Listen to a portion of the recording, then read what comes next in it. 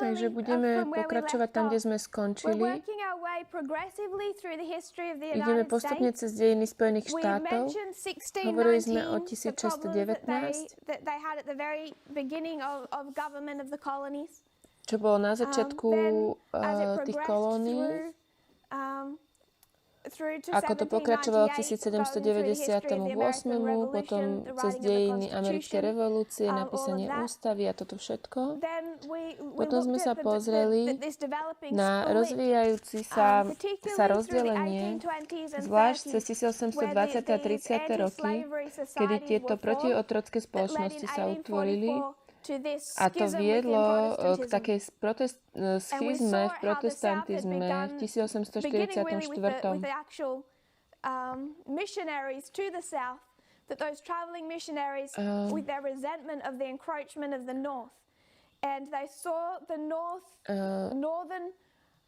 Videli, že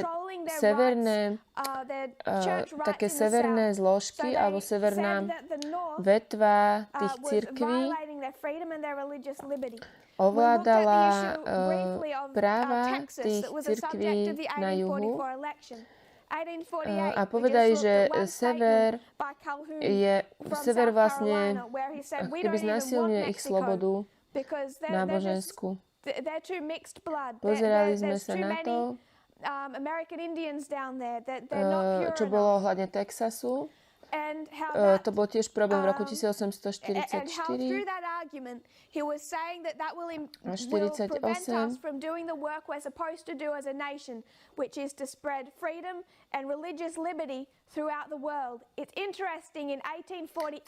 1848 sa hovorí, že majú šíriť demokraciu vo svete, demokraciu, slobodu. V 1850 sme hovorili o fugitive slave, to bol ten zákon o otrokoch a občianskej vojne. A čítali sme ten výrok toho Sessions od kľúčových štátov, Texas, Mississippi, Georgia a Južná Karolína. Naozaj čítali sme trošku o Texase a Georgii, že chceli mať nezávislú vládu a hovorili, že sever vlastne znásilňuje ich práva. Aby sme sa pohli ďalej v dejinách občianskej vojny. Máme novú hrozbu. Teraz to nie je tento hriech, je to tento hriech. Prejdeme cez 1888. Utvorenie tej Národnej asociácie v 1863. Teraz citujem, každá vláda je vláda Božia.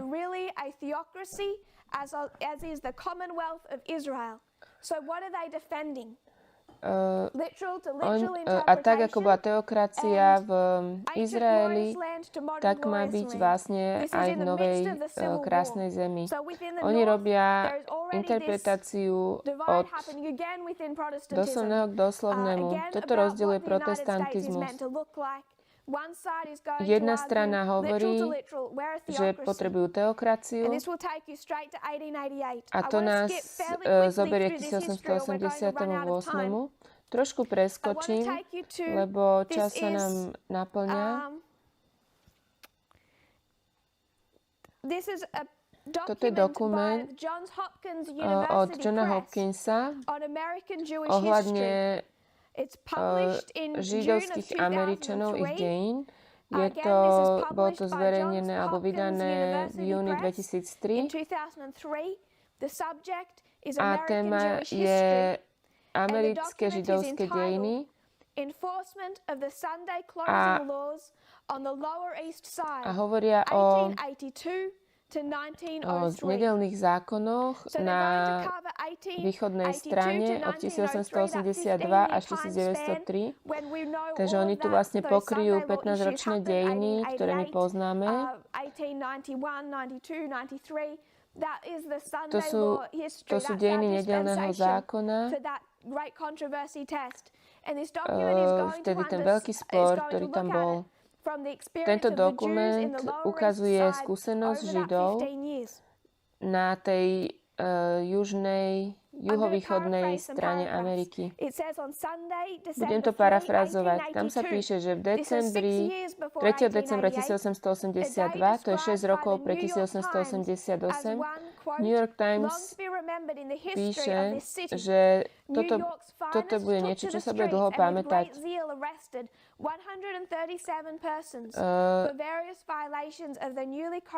Bolo zatknutých 137 ľudí za rôzne násilnosti. Boli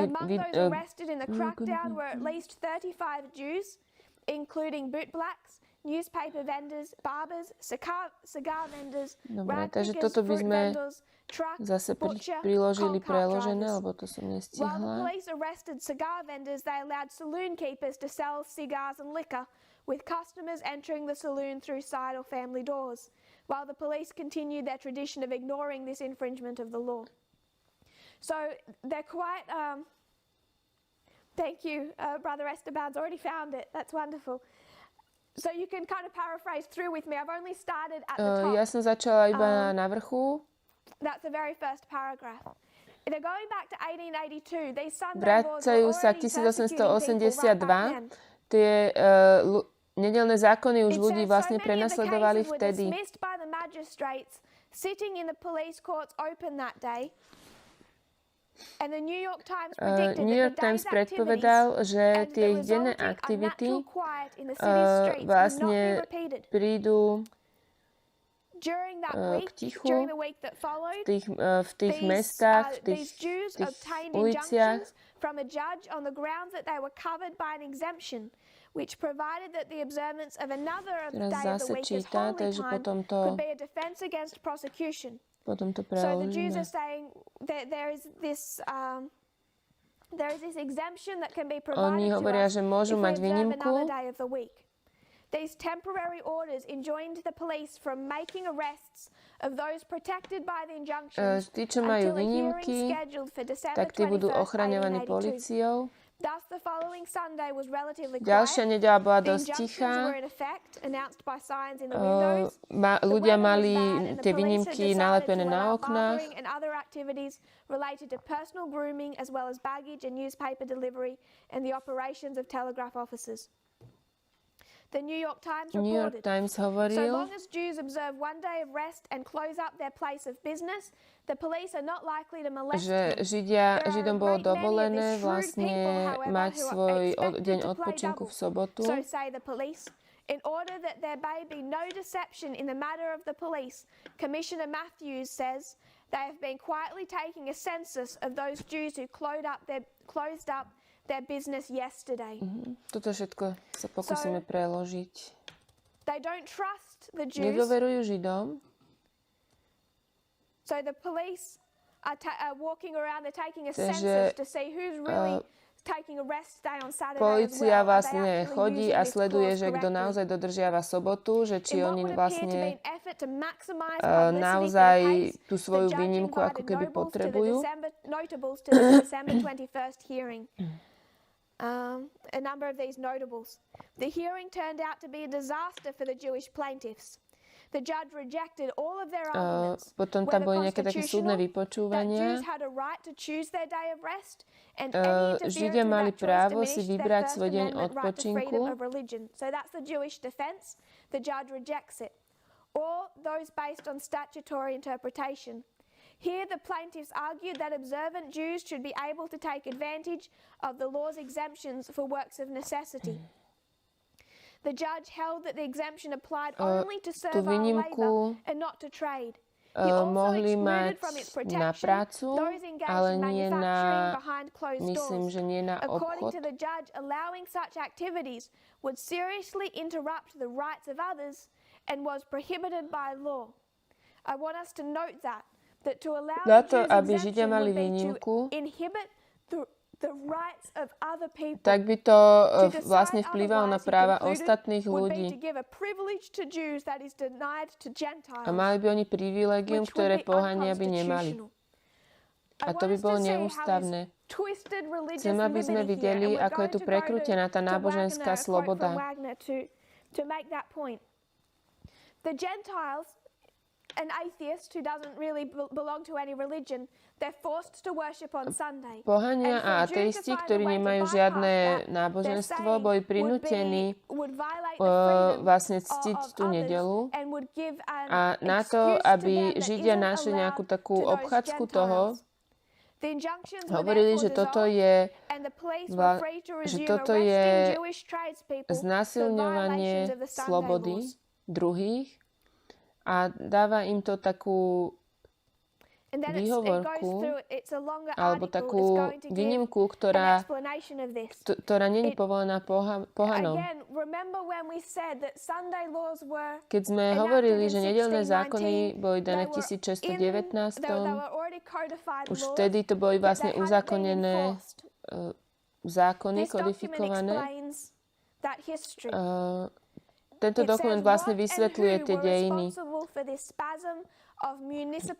Tu sa píše, že kto bol zodpovedný za tie nedeľné zákony kalvinizmu.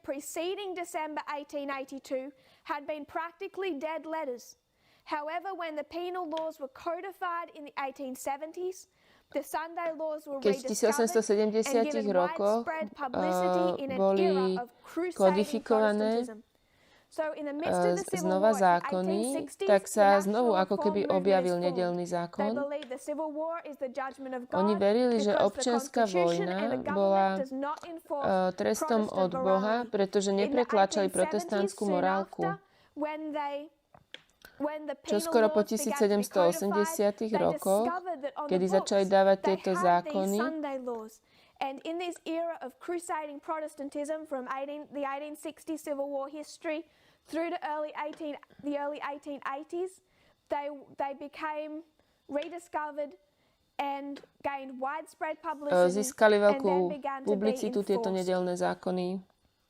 That's how these Sunday laws that had already been on the books essentially. Takto tie nedeľné zákony, ktoré už boli, sa stali takým veľkým problémom v roku 1888. Teraz bude dosť veľa citovať, takže my sa pokúsime preložiť tie články a dať ich pod video.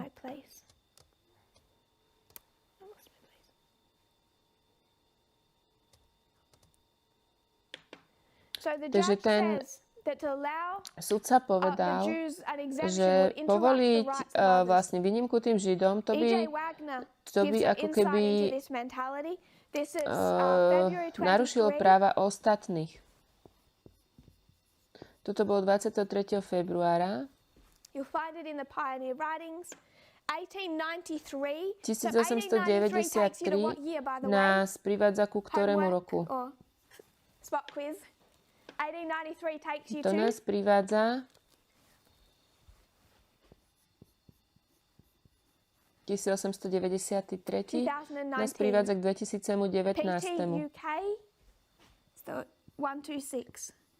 To je 126. Present Truth United Kingdom 64.9. Thanks, Mum. This is Wagner. The Missionary Committee of the Methodist Episcopal Church in the United States has forwarded to the two houses of Congress a document praying that the World's Fair be not open on Sundays. We discussed this in October 2018. Dá vlastne tomu domu reprezentantov kongresu dokument, sa modlili, aby neboli aby v nedeľu neboli otvorené obchody v oktobri 2018.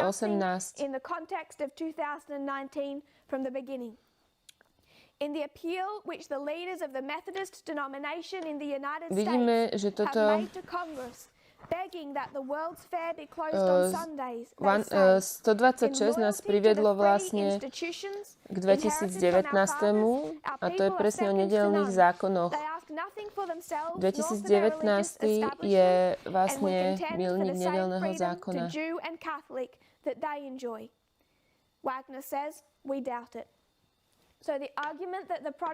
Argument, ktorý protestanti robia, je, že oni veria v náboženskú slobodu pre všetkých, nielen pre našu náboženskú slobodu.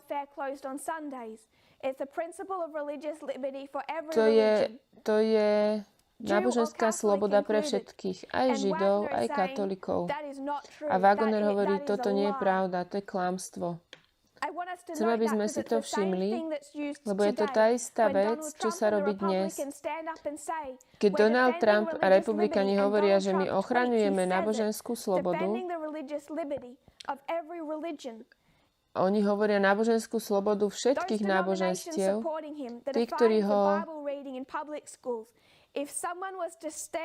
podporujú v tom, že majú dávať Biblie do škôl. Čo by povedali, keby ľudia chceli dať, aby sa čítal Korán v tých štátnych školách? To by pre ňoho bola ako hrôza.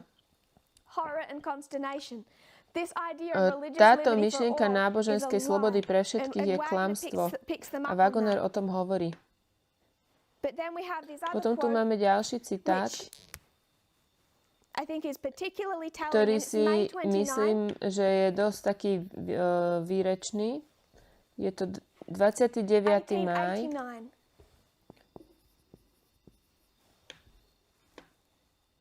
Uh, 1889. AMS, American Sentinel, 137.1.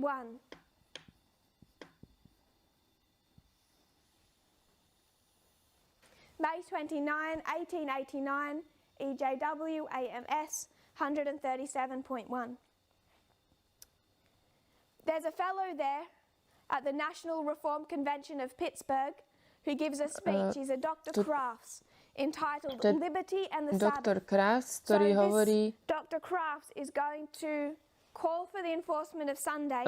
O slobode, ktorú by chcel mať v nedeľu, alebo o... Hej.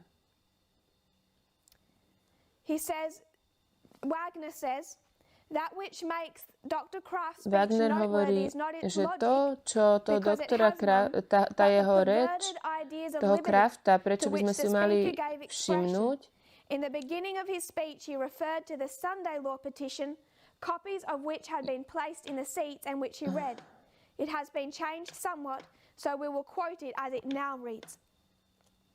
To the United States Senate, the undersigned organizations and adult residents of the United States, 21 years of age and more, earnestly petition you to pass a bill forbidding in the government's mails, military service, and interstate commerce, and in the District of Columbia and Territories, all Sunday traffic and work, excepting work of necessity and mercy, and such private work by those who religiously and regularly observe another day of the week, by abstaining from labor and business, as will neither interfere with the general rest, nor with public niečo worship. ohľadne tých nedeľných zákonov, ktoré sa So the argument uskutočňovali. Dr. Crafts is making, the clause of the First Amendment of the Constitution, which says that the Congress shall not prohibit the free exercise of religion, is infringed in this country. On hovoril, že tá sloboda svedomia bola vlastne ohrozená v Amerike. Skúsila by som to nejako rozobrať. My dodržiavame sobotu. Keby sme sa chceli stať pilotom, tak on tu hovorí o rôznych takýchto službách, čo sa dejú aj v nedeľu. Keby sme boli napríklad pilotom a dodržiavame sobotu, čo by sa od nás vyžadovalo? Lietať v sobotu. Sú určité práce, určité zamestnania. Ja viem, že sa dajú získať aj výnimky, ale sú určité práce, kedy sa od nás požaduje práca v nedeľu. A my sa o tie práce ani neuchádzame, lebo vieme, že to nie je pravdepodobné, že by sme mali také príležitosti rovnaké ako ostatní.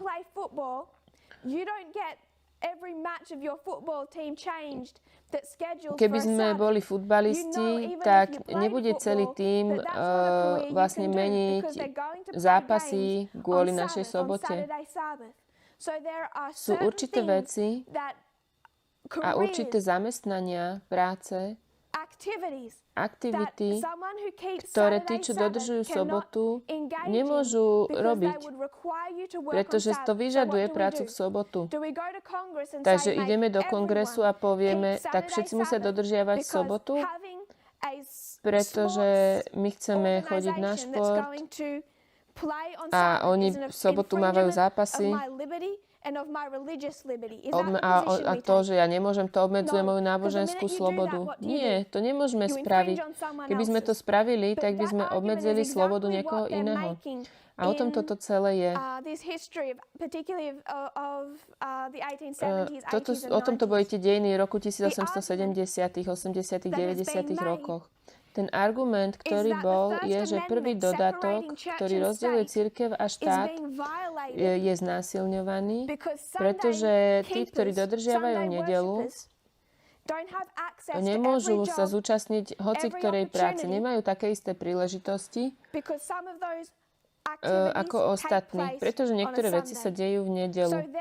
Takže oni ten argument dávajú do takého rámca, že oni sú obete vlastne znásilnenia ich náboženskej slobody. A oni potrebujú obrániť túto náboženskú slobodu a spravia to tak, že budú pretlačať svetenie nedele. A hovoria, že tí, čo dodržiavajú iný deň, tak teda tí, čo dodržiavajú iný deň, napríklad sobotu, môžu dodržiavať sobotu.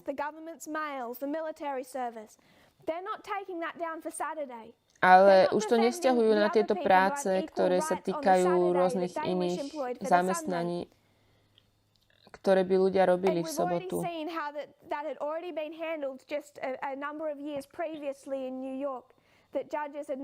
Sudcovia v New Yorku neprijali argument Židov, keď sa snažili získať takúto ochranu. He says, Crafts is speaking. This is an infringement of the free exercise of religion when the public service is so managed that hundreds and thousands of employees in the service of the government, that's how it's church state, the government is requiring people to work on Sundays in these jobs. Vláda požaduje od ľudí, aby pracovali v nedeľu na týchto pozíciách. Žiaden hlboký kresťan by nemohol mať takúto prácu.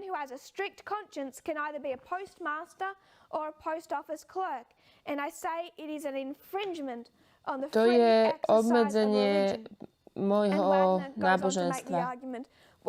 A čo hovorí o tom Wagner? Hovorí, a čo keď niekto má svedomie také, že chce svetiť sobotu?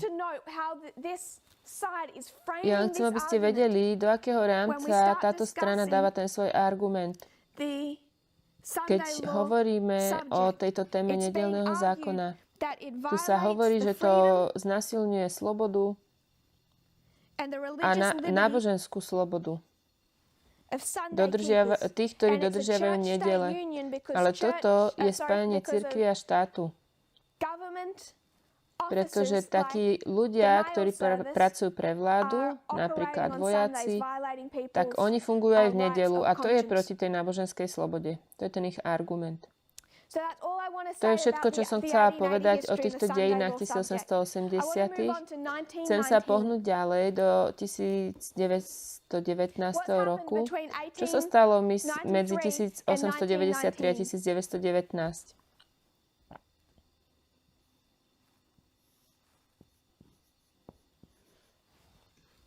Čo sa stalo v 1919 alebo dovtedy? To, čo sa stalo, bola Prvá svetová vojna.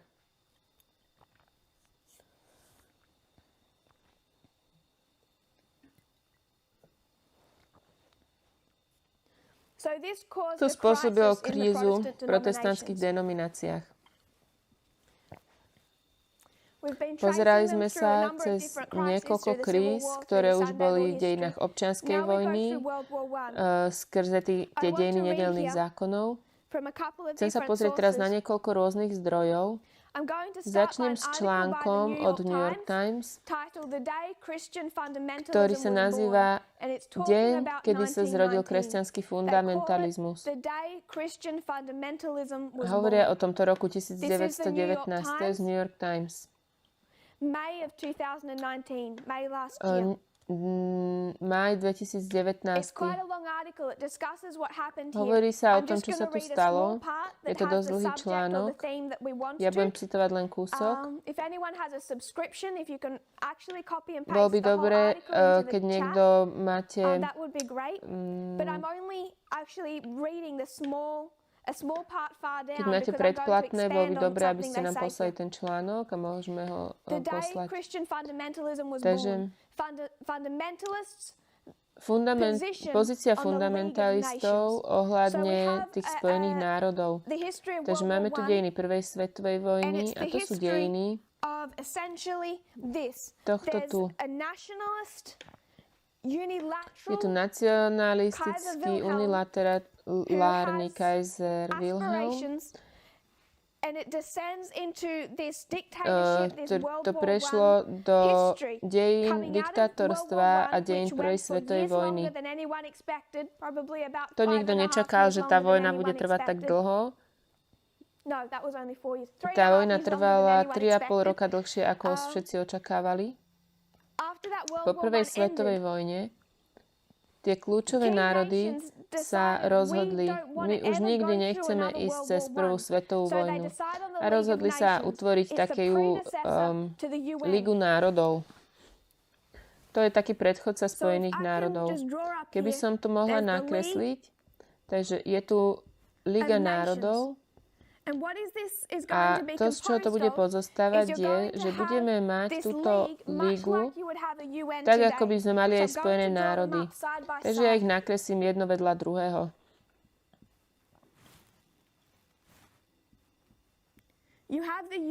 Máme Spojené národy a tam vlastne prvý pokus o utvorenie Spojených národov bola táto Liga národov. Toto malo byť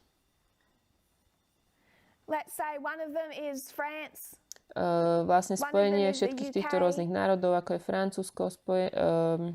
Francúzsko, Anglicko. Jedno z nich malo byť aj Spojené štáty.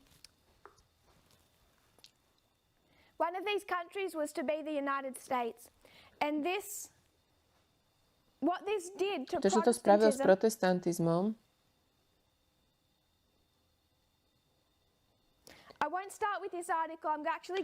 ja nezačnem hneď s týmto článkom, začnem najprv s knihou a potom sa vrátim k článku.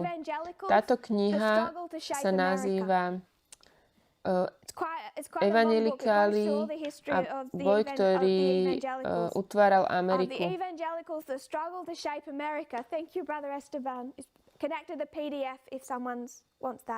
The controversy over the League of Nations marked a historic turning point. In the past, tento spor ohľadne Spojených národov alebo tej Ligy národov značí taký bod obratu v minulosti evangelikálnych protestantov.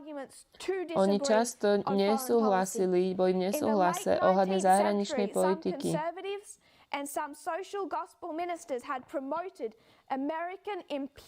Niektorí ako keby propagovali taký americké imperialistické výpady v Pacifiku ako súčasť americkej kresťanskej misie.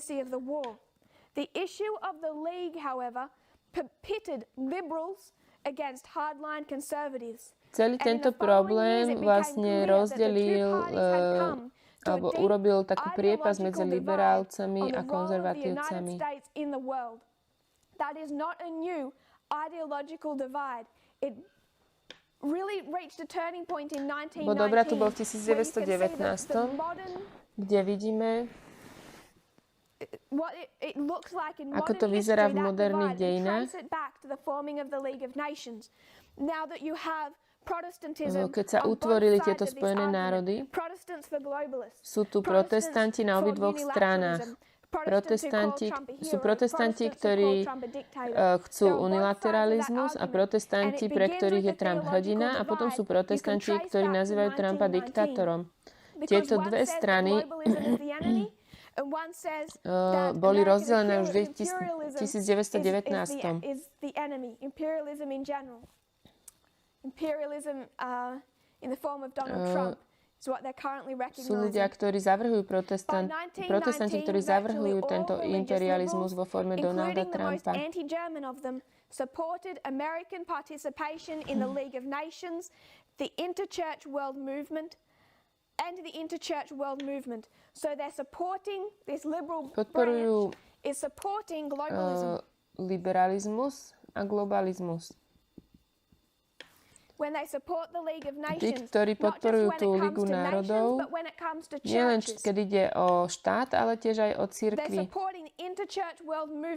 The same way that we look at interchurch world movements, we look at them with the same degree of Pozeráme sa na ne rovnakým spôsobom s konšpiračnými teóriami ako protestanti na Ligu národov. Oni nie sú hrozbou. Protestantské diktátorstvo je hrozba, nie spojenie náboženstiev. Môžeme tieto dva problémy porovnať a dať do protikladu.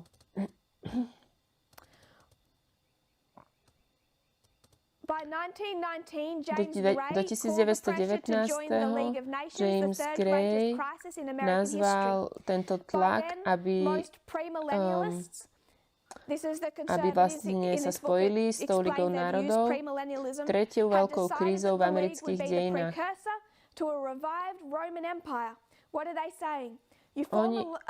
Oni hovoria, že ak vytvoríte takéto spojenie, tak budete mať novú rímsku vládu. Ožije rímska vláda, rímska ríša, ktorá bude viesť k bitke Armagedon. Toto tučia protestanti konzervatívni.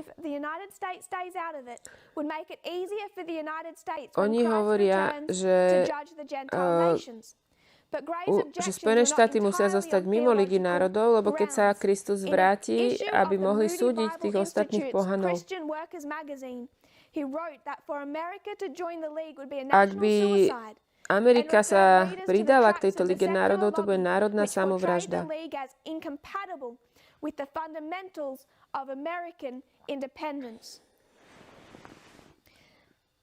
Then, rather than counsel prayer that God's will be done, Gray and his fellow millennialists called upon Christians to oppose American participation in the League, and because war was inevitable, to resist the disarmament of the United States. So you have an issue here, a nationalist issue, nacionalistický problém, ktorý je písaný, ktorý sa deje v 1919. Protestantizmus je rozdelený spôsobom, z akého sa už nikdy nevyliečil. Sú tu protestanti za globalizmus a protestanti za americkú nezávislosť a americké vodcovstvo. Tiež toto všetko spojili vlastne úpadkom americkej morálky a tak ďalej. Tak ako v každej generácii. Vracím sa ešte k tomu článku. Fundamentalisti konzervatívci videli túto Ligu národov ako milník v ceste k Armagedonu. Boli si istí, že ľudia, ktorí idú týmto smerom, idú k záveru dejín. As the Senate debated the League, fundamentalists made their views clear. One predicted that the leader of the League of Nations predpovedal, would likely že be to the spojenie political národov beast described in Daniel and Revelation, je Antikrist. Tak ako je to popísané v Danielovi a Zjavení. Irreconcilables, those who fought the president's effort to join the League. Fundamentalists believe that in the end times, oppressive governments would clamp down on Christians' rights and liberties. As a result, they opposed any expansion of the power of the federal government and became highly suspicious of anything that seemed to undermine their religious freedoms Oni and long-standing stali sa veľmi privileges. podozrievaví ohľadne všetkého, čo vyzeralo, že bude obmedzovať ich náboženskú In the slobodu. destabilization of gender roles by the World War I, which led Americans to compromise their morals. They criticized the way in which the fight for women's suffrage was driving women out of the home. Kritizovali vlastne to, že táto svetová vojna spôsobila to, že ženy vyšli von z domu, začali pracovať. V 1919 ženy získali právo voliť a konzervatívci mali na to aký postoj k tomu. Nepodporovali to. Povedali, že je to destabilizácia tých rol pohlaví.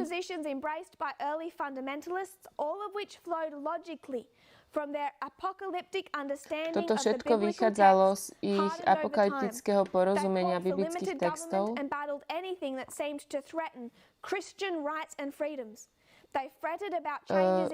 Báli sa akýchkoľvek zmien, všetkého, čo hovorili, že by mohlo ohrozovať ich slobodu náboženskú, a bolo to aj spojené s rolami pohlavy.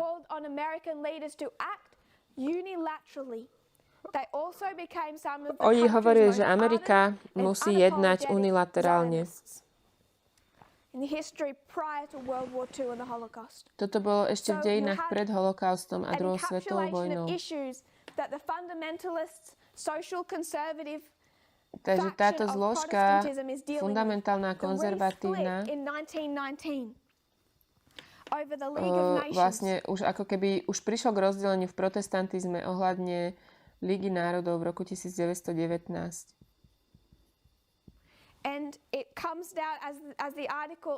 Ten článok zdôrazňuje, že tu ide o rasizmus, sexizmus a diktatorstvo. Takže oni sú proti jednej celosvetovej vláde, pretože veria, že to je globalizmus, že to je antikrist. Toto spojenie týchto všetkých štátov.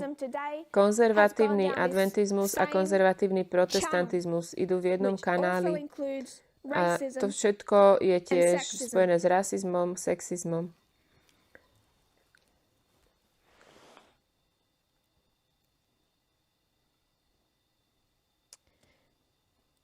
Mohli by sme zobrať celú túto časť a dať to do našej doby.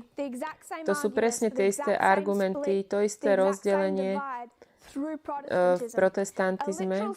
Doslovná schizma nemusí znamenať, že je schizma. To je ako v 1844. Sú dve strany protestantizmu.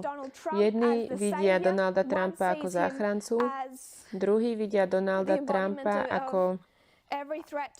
ako stelesnenie hrozby pre náboženskú slobodu.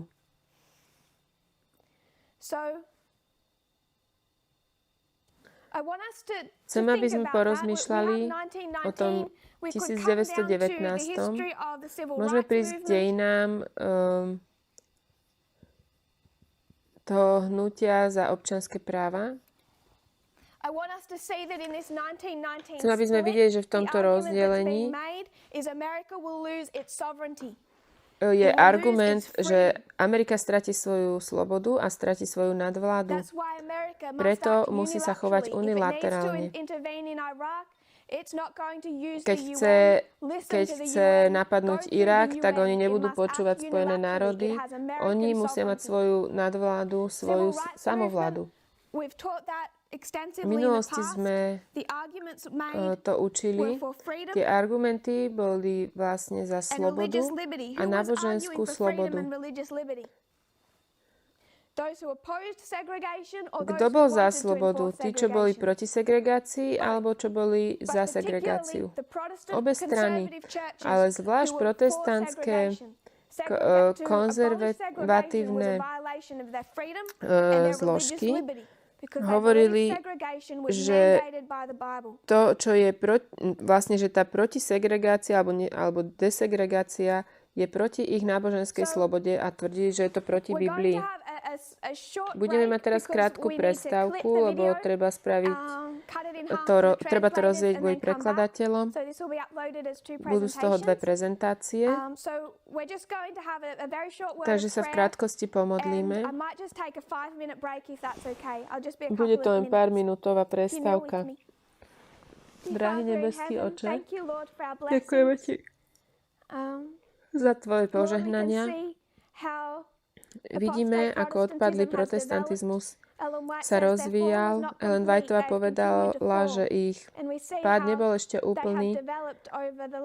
Vidíme, ako sa to vyvíjalo za posledných 100 rokov. Vidíme to modlárstvo adventizmu. Pane, prosím, vyjmi toto modlárstvo z našich vlastných životov. Daj, aby sme to videli, daj, aby spadli šupiny z našich očí. Modlím sa toto v mene Ježiša. Amen.